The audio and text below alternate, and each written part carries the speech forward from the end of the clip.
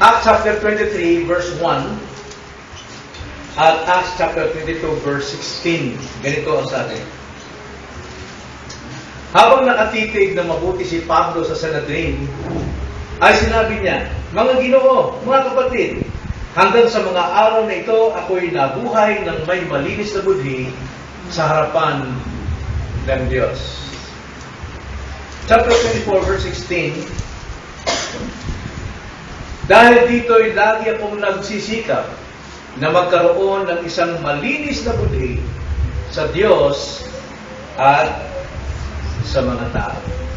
Nabilanggit ni Pablo rito tungkol sa kalinisan ng budhi o kalinisan ng konsyensya. Ang ating paksa ngayong gabi ay about konsyensya, conscience, budhi, ikaw at ang iyong konsensya. Na ano bang konsyensya? Ang konsyensya, malakas itong magpadama sa atin. Hindi natin kayang ipaliwanag, pero alam natin na ron, kapag tayo may nagawang mali, kumukutob-kutob yung ating puso dahil tayo ay nakukonsyensya. Nararamdaman natin ito. Sa mga kapatid, ang konsyensya ay nasa ating kaibuturan. Kung tawagin ito ay puso, ito yung ating isipan. Konsyensya ay yung tayo na naroon sa loob ng ating kaluluwa. At ang konsensyang ito ay nasa, kung ito'y Kristiyano, nasa pangangasiwa ng banal na Espiritu. Na kung hindi naman Kristiyano, kadalasan ito po'y napagkakamalan. At yan po ating pag-aaralan ngayong gabi para makita natin ano ba ang konsyensya, paano po ito dadalhin, paano po ito dapat puluwain. Nang karamihan sa sanlibutan, ganito ang kanilang paniwala dyan. Let your conscience be your guide. Kadalasan, hayaan mo na ang iyong konsyensya ang siyang maging gabay mo. Kung ano sinabi ng konsyensya mo, kung ano sinabi ng puso mo, gawin mo. Ito po ay mga payo ng masabi rin tama ng relihiyosong paniniwala o relihiyosong desisyon. Kaya ang tanong, ligtas ba kung sinusunod mo ang iyong konsyensya? Ligtas ka ba? Kung sinusunod mo ang iyong budhi? O kung hindi mo sinusunod o pinapaliwala mo o nilabag mo ang iyong budhi, iligtas ka din ba? Alin ba talaga ang dapat nating sundin? So napakalagang maunawaan ang ating konsyensya batay sa salita ng Diyos. Sapagkat si Pablo man, nagsasabi siya na malinis ang kanyang budhi, malinis ang kanyang konsyensya. Sino makapagsasabing malinis ang ating konsyensya? So ngayong gabi, ito ay isang topical na pag-aaral. Nais kong kita natin sa tatlong bahagi ang paksang ikaw at ang iyong konsyensya. Ito dapat nating makilala ngayong gabi. Una, huwag mong ipalagay na ang iyong konsyensya o ang iyong budhi ay siyang tinig ng Diyos. Marami ang naniniwala na kung sinasabi ng budhi mo, para sinasabi sa iyo ng Diyos, gawin mo yan. Huwag mo ipalagay na ang iyong budhi ay tinig ng Diyos. Sapagat ang tinig ng Diyos, hindi mo marinig sa iyong konsensya. Kahit sa lumang tipan hanggang bagong tipan, ang tinig ng Diyos ay marinig mo sa labas. Hindi naman audible voice o nagsasalita ang Panginoon sa inyo, "Hoy!" Hindi. Kundi mayroong pinagmumulan. Una, kung ating babasahin ng Hebrew chapter 1, verse 1 to 2, dapat nating malaman ito. Ng konsyensya natin ay bumabatay sa narinig sa labas ng ating sarili. Ang sabi sa Hebrews 1, verse 1 to 2, noong unang panahon, ang Diyos ay nagsasalita sa ating mga ninuno sa iba't ibang panahon at sa iba't ibang paraan sa pamamagitan ng mga propeta. Subalit sa mga huling araw, na ito ay nagsasalita sa atin sa pamamagitan ng anak, na kanyang itinalagang tagapagmana ng lahat ng mga bagay, na sa pamamagitan din ito niya ay ginawa ang mga sanlibutan.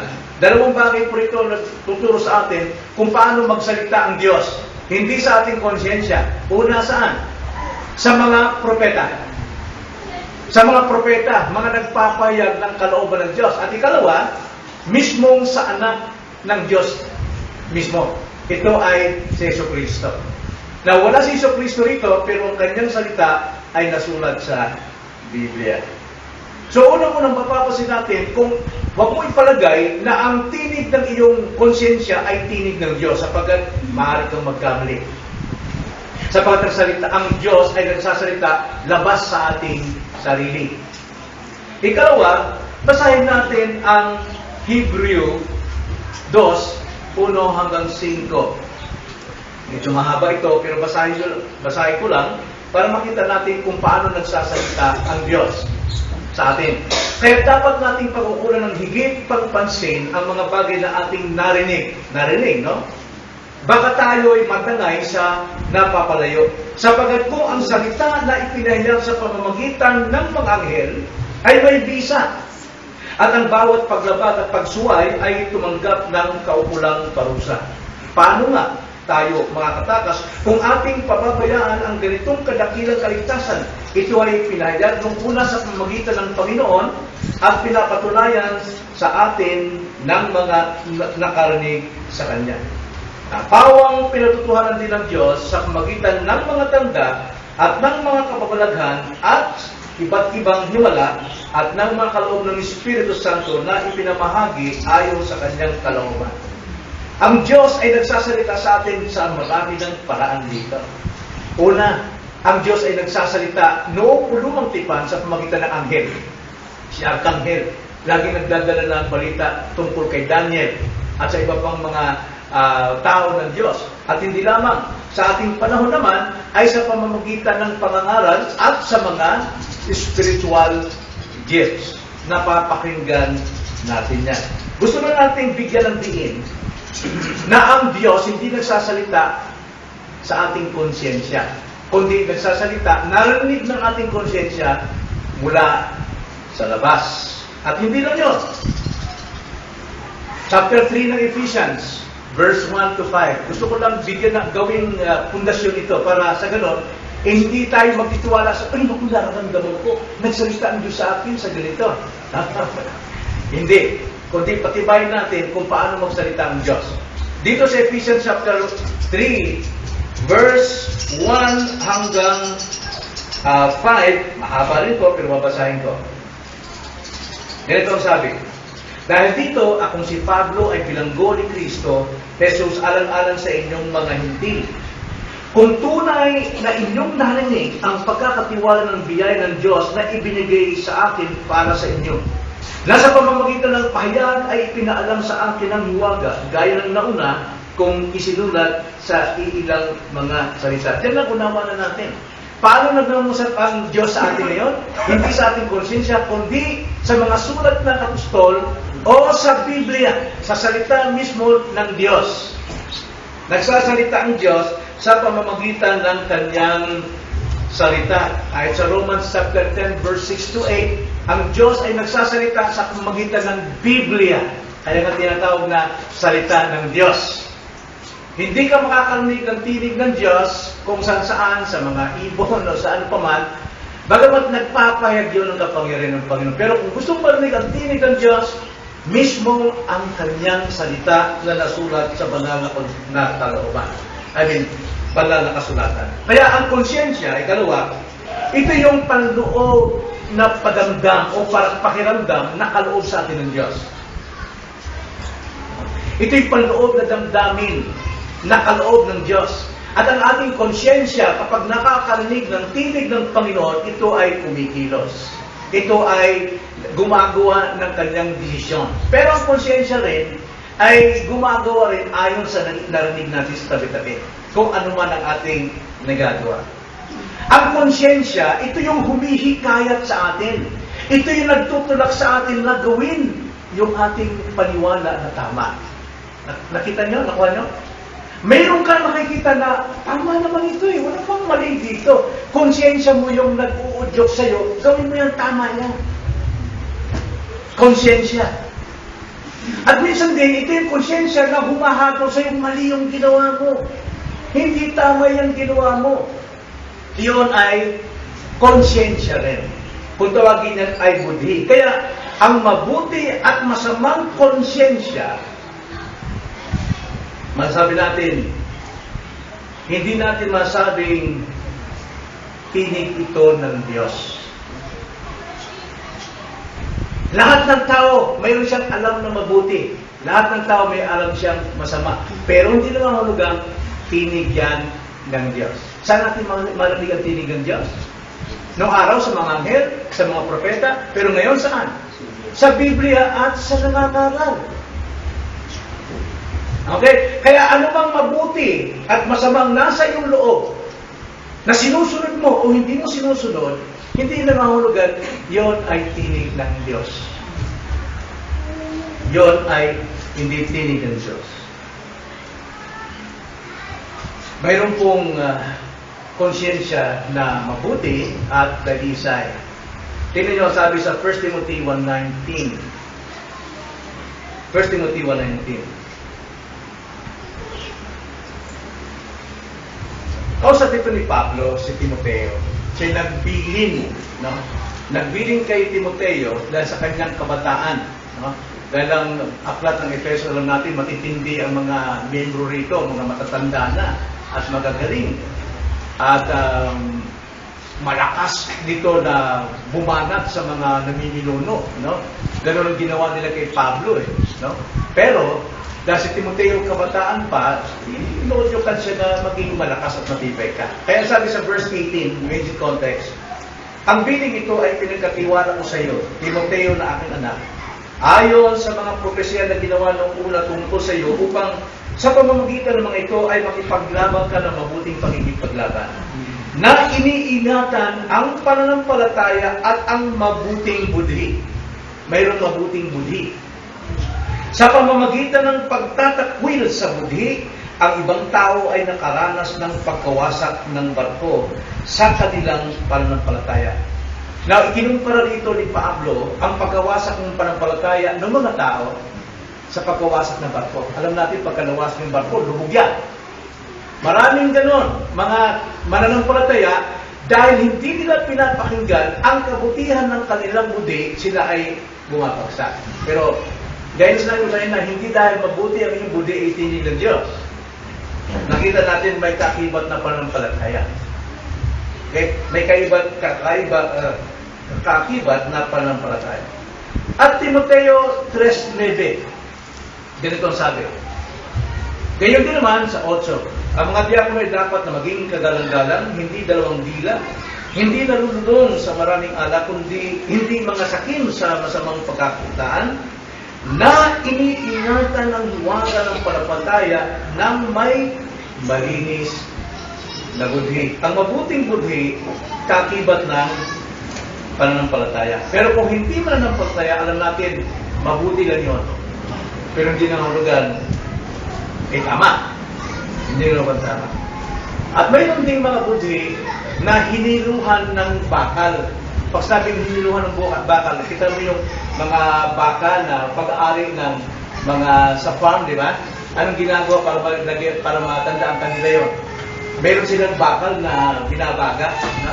Tapos, hinihiluhan nila, tinatatakan nila ito.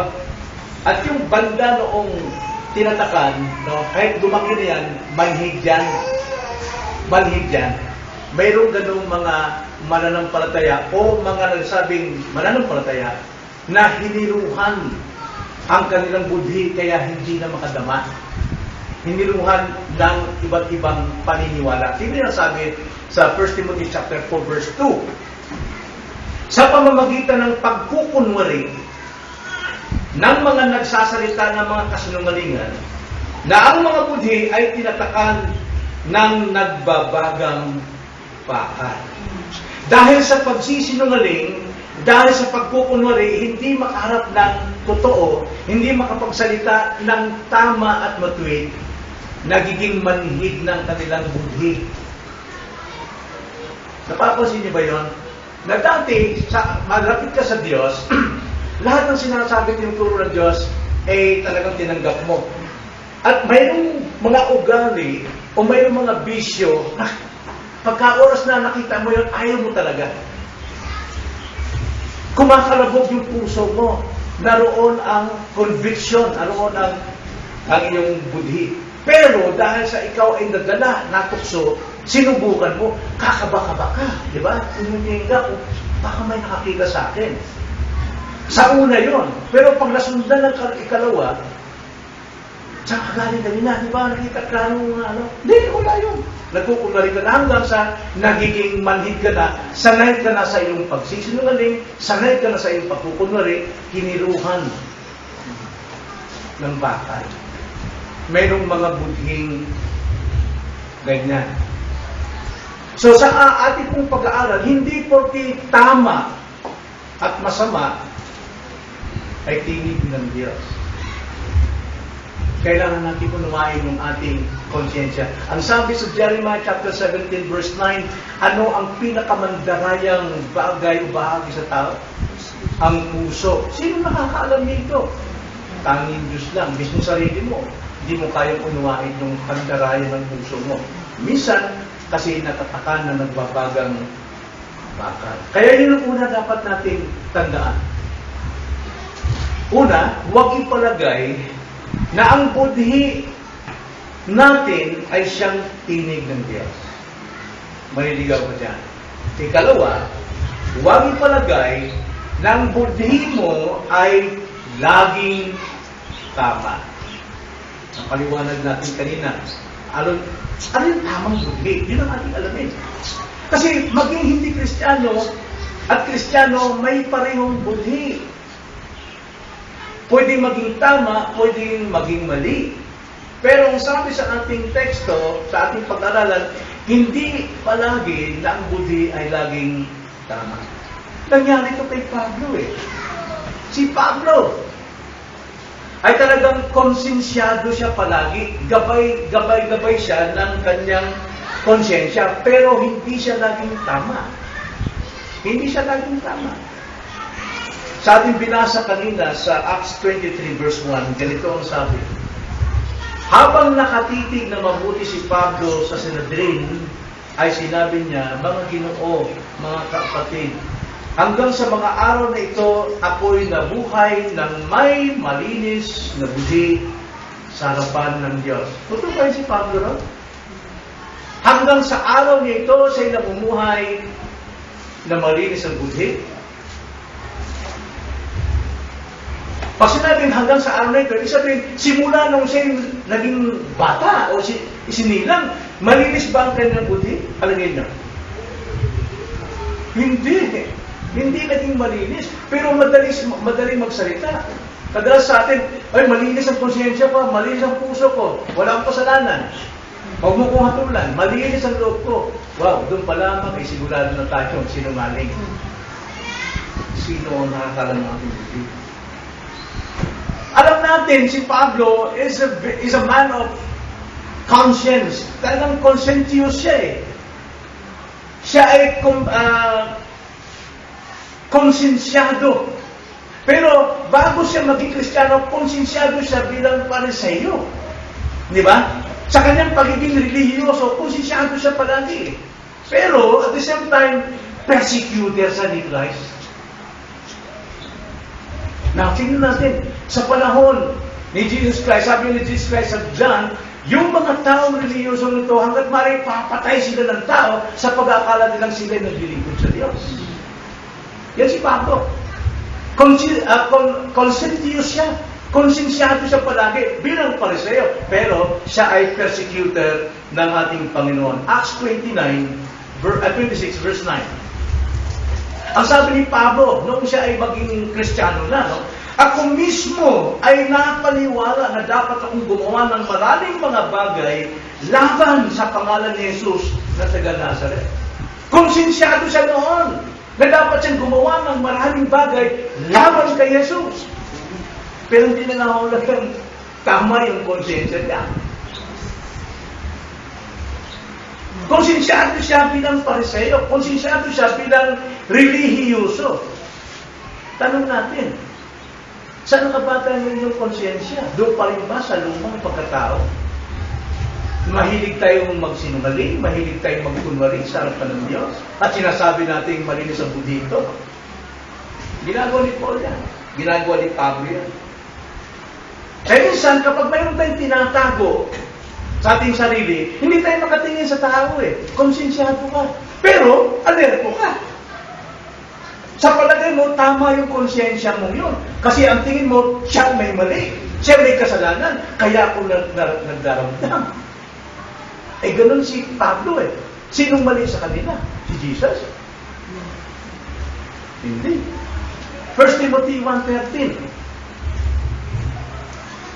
Kahit nung una, ako isang napastangan. Biro yan, sabi ni Pablo. Kahit nung una, ako isang napastangan, mang-usig at mang-aalikusta. Gayon may kinahabagan ako. Sapagkat sa kamangmangan ay ginawa ko iyon sa kawalan ng pananampalataya. Yun pala eh. Bakit siya konsensyado sa noon bilang isang persecutor, bilang isang Pharisee, dahil wala siyang faith. Wala siyang totoong pananampalataya. So marami po mga tao magtuturo sa iyo kung ano yung mabuti, pero hindi batay sa pananampalataya, kundi batay sa kanyang konsensya na alam niya kung ano yung mabuti at masama. Batay sa kanyang standard, mali yan. Batay sa kanyang pamantayan, tama ito. Pero kung iyong iharap ito sa standard ng Diyos, sa salita ng Panginoon, lahat yan mali. Ingat tayo mga kapatid, lalo kung tayo makipag-usap sa mga tao, makipag-deal sa mga tao. Anong konsyensya ginagamit natin? Konsyensya ba as sinful? O nasa laman pa? O konsyensya na ikaw ay nasa pananampalataya? Dahil kung sa pananampalataya, madali kang magbago at magtingin ng kapatawaran. Pero ngayon, si Pablo, hindi mo nagbago yung kanyang pagiging konsensyus eh. Ang kanyang pagiging konsensyado. Hindi siya nagbago nung siya maging Kristiyano, lalo pa siyang naging konsensyado sa kanyang pagiging Kristiyano bilang isang mangangaral ng salita ng Diyos. Alam mo bakit? Ang konsensya niya nababatay na sa salita ng Diyos. Kailangan talaga konsensya natin batay sa salita ng Diyos. Hindi batay sa ating pakiramdam, mali tayo doon. Pinatulan natin ng tao batay sa ating akala, mali tayo. Nagkakasala tayo. Kaya si Pablo, yung kanyang konsensya ay tumama na. 2 Timothy chapter 1 verse 3. 2 Timothy chapter 2 verse 1 to 3. Nagpapasalamat ako sa Diyos na aking pinaglilingkuran na may malinis sa budhi. Kita nyo? Malinis na ang budhi niya. Pero ang pinaka-object ng kanyang pinagpasalamatan na mayroon siyang malinis sa budhi ay ang Diyos.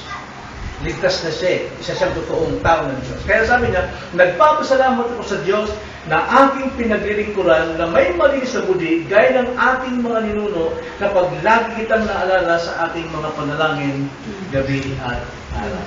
Maganda na may itulong niya ngayon sa kanyang kapwa dahil tama ang kanyang basis ng kanyang conscience. Ingat tayo ito mga kapatid, lahat tayo nagkakamali. Kung tayo ay may konsensya tayo pero namumuhay tayo sa pagpupunari, pagdidungaling, kahit tama tayo, mali pa rin. Mahirap yan. So, ang konsensya dapat nakaset, nakalatag sa isang standard ng Panginoon. Pamantayan.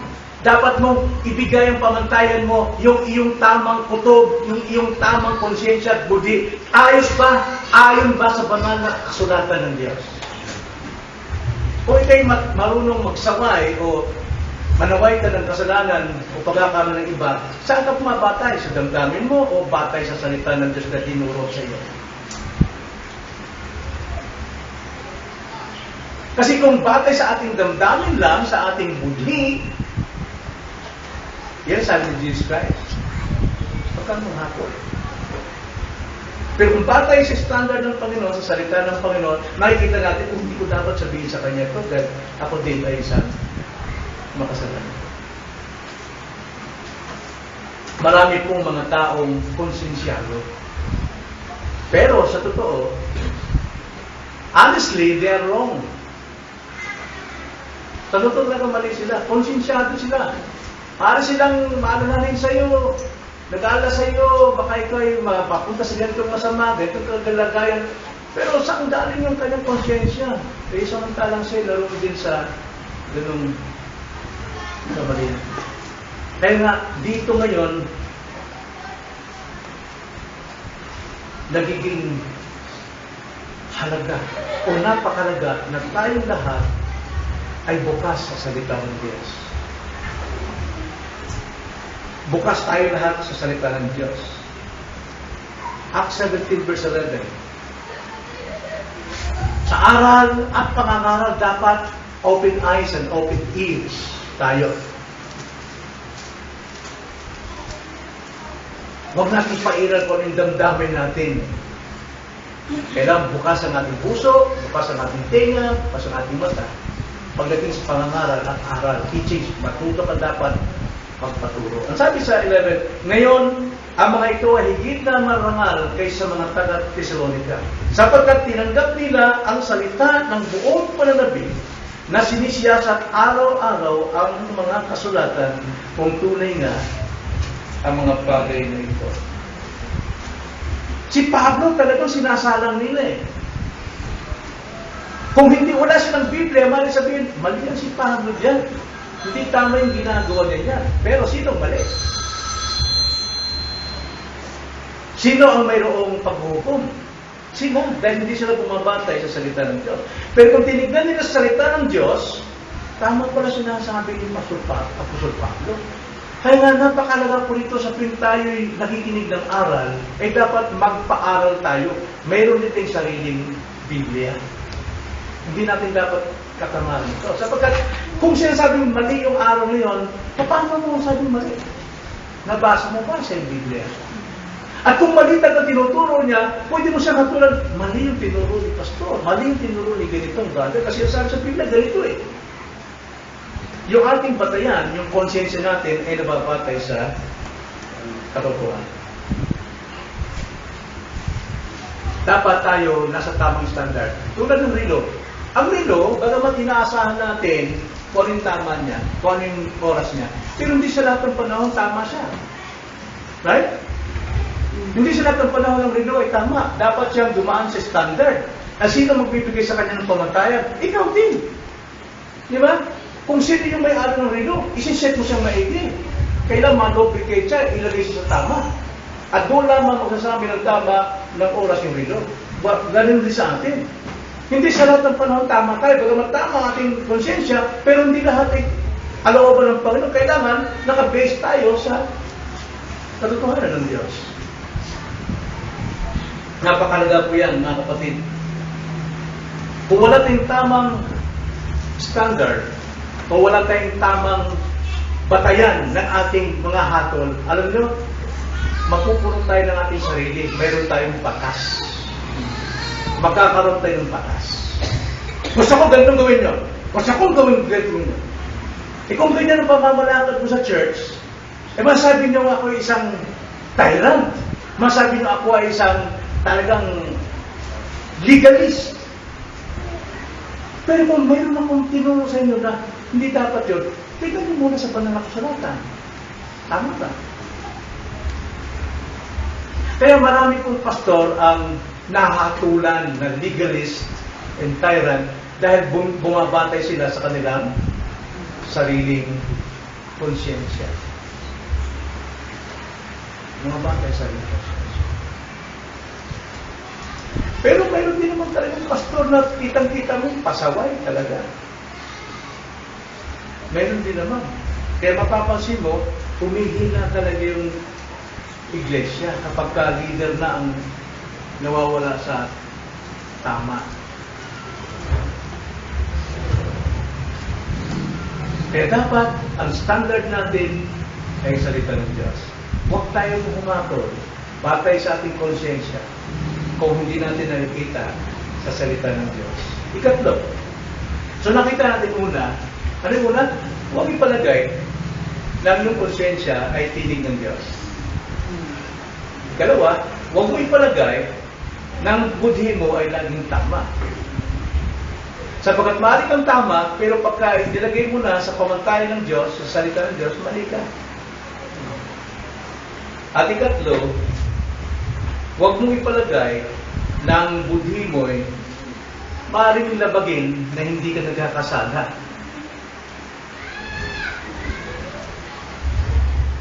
Kung ganun pala, hindi pala tama yung konsyensya ko, kung ano yung nakita ko mabuti, labagin ko na lang.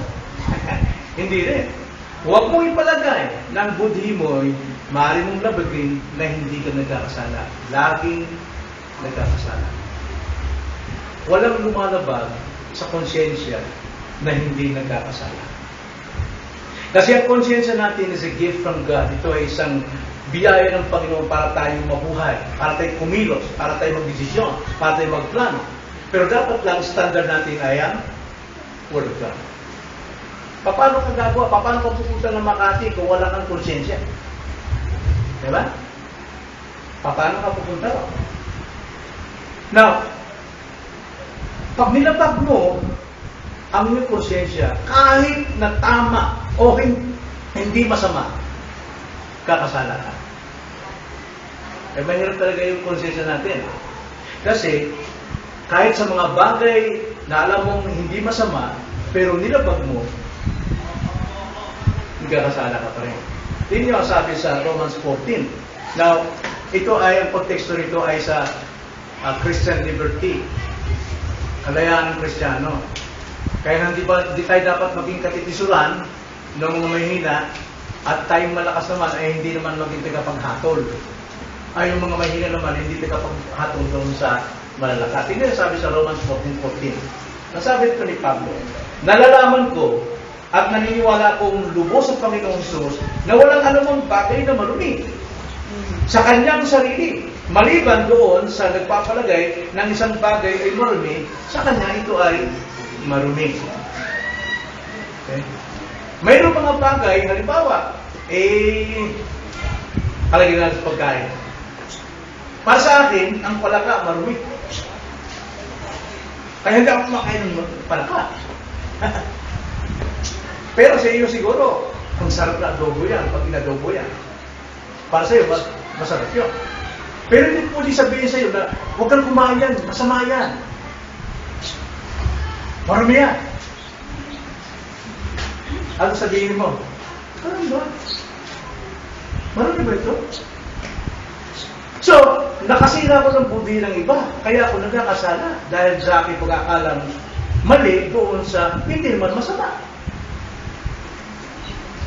Christmas tree. Katuruan ngayon ng mga quote-unquote Christian na hindi pinamumuhay yung Christian liberty. Ang Christmas sa demonyo yan. Nagmula yan sa ganito, ganyan. Ganyan tayo na, di ba? Pero sa mga malalakas, wala namang yan. Kaya pwede ako maglagay ng Christmas tree sa bahay. Bahala ka. Kalayaan natin yon. Okay. Gusto ko ng Christmas tree. Gusto ko lagyan ng palamuti. Dahil sa akin, wala naman yan eh. Ngayon may pumasok ng mahina. Ang sabihin sa'yo, uy, sister, may mga Christmas tree. Yung sabi ni pastor, sa demonyo daw yan.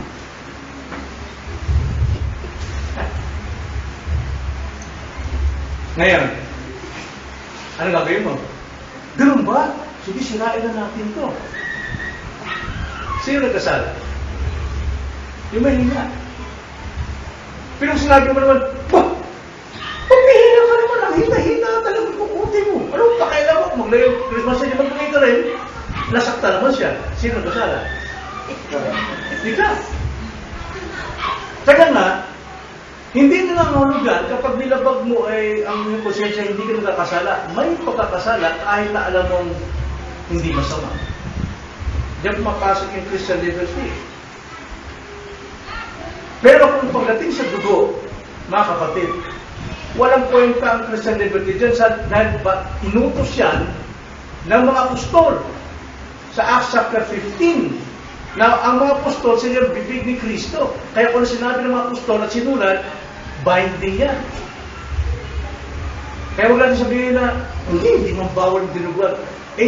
Sinabi talaga, kung basahin nyo, Acts 16, talagang kinanat yung sulat na yon na hindi dapat kumain ng dugo.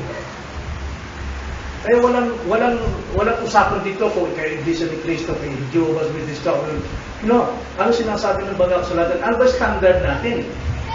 Salita ng Diyos. Sinabi mismo salita ng Diyos, ipinag-uutos namin huwag kayong kumain ng dugo o pinilipit na mga manok na ang dugo ay nanatili sa katawan.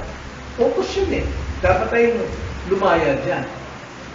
Kaya pagka ikaw Kristiyano at nakita ko nagluto kang dinuguan sa bahay mo, pwede ka nang pagsabihan. Based sa Bible. Sinabi ng Bible, hindi tayo pwedeng kumain ng dugo niyan. Pinag-uutos siya ng mga gusto sa akin. Ilan sa inyo nagluto kang dinuguan? Dahil hindi nyo alam eh. Kaya nga, dahil hindi nyo alam, magkakasala kayo dahil akala nyo tama ang konsensya nyo. Pero kung ilalagay natin sa standard, sa Bible, mali tayo. Lumalapag tayo. You know ba? Ang sabi sa 1 Corinthians chapter 10, 23 to 33, mahaba ito, babasahin ko ng diretso. Ganito ang sabi. Lahat ng mga bagay ay matuwid, sabi ni Pablo. Ngunit hindi lahat ng bagay ay nakakabuti. Nakita niyo? Para sa iyo okay, pero hindi lahat. Dahil okay sa iyo, baka kang pakialam sa mga kapitbahay mo o sa mga kapatid mo. Hindi pwede. Hindi yan nakakabuti. Sabi dyan, lahat ng mga bagay ay matuwid, ngunit hindi lahat ng bagay ay makakabuti. Lahat ng mga bagay ay matuwid, ngunit hindi ang lahat ng mga bagay ay makapagpapatibay. Huwag hanapin ng sino man ang kanyang sariling kapakanan, kundi ang kapakanan ng iba. Malakas ka, pero intindihan mo na yung mahina. Okay, mabuti nga yan, pero kapatid, di magtanggap eh. Pagbigyan mo. 25. Lahat ng ipinagbibili sa pamilihan ay kainin ninyo nang walang pagtatanong dahil sa budhi, sapagkat ang lupa ay sa Panginoon at ang lahat ng narito. Now, ano yung ibig contest nito? Yung po kasi mga sumasamba sa Diyos sa time nito sa Corinthian, no? Marami silang mga pinapatay ng mga hayop, baka, gano'n, di ka natagtag nila. Ngayon, hindi na maubos si consume. Kasi sa mga pare, mayroon silang bahagi, yung 10 types ng mga naghahandog. Yung mga tao naman naghahandog, hindi na kayo ubusin. Kaya dinadala na sa palengke, ibinibenta. Kaya yung mga taga-palengke, alam nila kung saan galing yun, inihandog yun sa Diyos-Diyosan. Pero sabi ni Pablo ito, kung makabili ka ng ganung pagkain, huwag ka na magsalita, lutuin mo, kainin mo sa bahay mo. Pag walang ka, ito ba? Inihandog ba ito sa Diyos? At sinong Diyos-Diyosan ang inihandog nito? Hindi ganoon. Sabi ni Pablo dyan, 25, lahat ng pinagbili sa pamilya, kainin ninyo nang walang pagtatanong dahil sa budi. Mas minsan mahal, happy tayo sa palengke, diba? Ay naku! Ang gusto mo talaga dito! Ay naku! Nakadiri! Ew! Diba paano naman yung gustong kumain ng mga parang ahas na gano'n? Sinaktan mo. Kaya huwag ka na lang magpupuna. Yun yan. Okay. Yee. Kasi sinasaktan mo ang iba. 26. Sapagkat ang lupa ay sa Panginoon at ang lahat ng narito. Sa Panginoon lahat yan eh. Sabi dyan. Verse 27, kung kayo'y anyahan ng isang hindi sumasampalatay, ibig ninyong pumunta. Ang anumang ihain sa inyo, ay kainin ninyo na walang pagtatanong dahil sa budhi. Subalit kung ang isa sa inyo magsabi, ito inialay bilang handog, ay, huwag niyong kainin. Alang-alang sa taong nagsabi at dahilan sa budhi. Ano ba kumakain ko sa ng higop mo naman, no? Pwera dinuguan, ha? Sinabi ko sa inyo, nasa utos ng salita ng Diyos yan. Kung halimbawa, tarakito, ano pa man, di kaya utak ng unggoy ba kayong kinakain doon? Nasarap kayo, sabihin, alam mo yan, ano yan eh? Galing sa pista yan eh, sa Isidro, inihandog sa Diyos-Diyosan yan. Ano ba gawin mo? Ganun ba? Okay. Hindi ka lang, wala na salita. Hindi na, pampihira na para ka man di tao, ikanugutom ako eh, kahit saan ba mong galing ko. Nakakasira ng tubig. Kaya 29, ang ibig kong sabihin ay yung budhi niya, hindi ang iyo. Sapagkat bakit ang ating karayaan ay papailalim sa pasya ng budhi ng iba? Kung ako'y nakikisalo na may pagpapasalamat, bakit ako'y tutulig sa inan dahil sa bagay na aking pinagpapasalamat? Kaya kung kayo man ay kumain, uminom mo ano man inyong gawin, ano daw? Gawin ninyo para sa kalulatian ng Diyos. Yun yung context nun. Whatever you do, whether you eat or drink, do all for the glory of God. Huwag tayo makatisod. Huwag natin hayaan yung konsyensya natin ang mag-uutos. Uy! Mali yan! Ang sabi sa aral namin, bawal yan! Well, alam mo yung mga karang kadalasan yung maingay, yung mas nananaway, kadalasan yan, mahinang Kristiyan. Kasi ang mga malalakas, tahimik lang. Marunong umunawa sa budhi ng iba. Kaya nga, pakinggan natin ang ating budhi. Saan natin ito ibinabatay? Saan natin ito binabatay? Kaya dito pumapasok ang kahalagahan ng karunungan sa Biblia. Mga kapatid. Dito pumapasok ang kahalagahan ng lagi nating pagbabasa araw-araw, lagi nating pakikinig sa mga Bible study, lagi nating pakikinig sa preaching, sa mga Sunday school. Kailangan natin ang makinig nang sa ganun makalaya ang ating budhi at hindi tayo makapagbigay kasalanan sa iba. Dito pumapasok yung kalagahan ng pag-aaral ng salita ng Diyos. Kaya sabi nga ng Panginoon, panalangin niya sa Ama, sabi niya, pabanalin mo sila sa katotohanan. Ang salita mo ay katotohanan. Yun ang sinabi ng Panginoon sa kanyang prayer sa Father. Sabi niya, sanctify them in the truth. Your word is truth. Kaya ito yung nabasa natin sa Psalms 1 verse 2. ng kanyang kasiyahan ay sa salita ng Diyos, kanyang dinulay-dulay ito araw at gabi, at siya'y nagiging tulad ng puno na nagtanim sa tabing ilog. Siya ay namumunga sa kapanahunan, ang kanyang mga dahon ay hindi nalalanta, ang kanyang mga ugat ay wagakang doon sa tabi ng ilog. Kaya ano man ang gawin niya, siya ay nagtatagumpay. So, yung pong hiniruhang konsyensya ay hindi nakakadama ng guilt. Ano ibig sabihin? Hiniruhan, mapagkunwari. Okay? Para diretsa, mapagkunwari, sinungaling, hindi yan nakakaramdam ng guilt. Wala siyang pakialam. Masaktan man yung iba, siya hindi siya nasasaktan, at hindi lang yun. Wala rin siyang kudyok na ituwid yung kanyang panghahatol. Wala siyang pakialam nun. Kilala siya sa panghahatol. At hindi lang yun.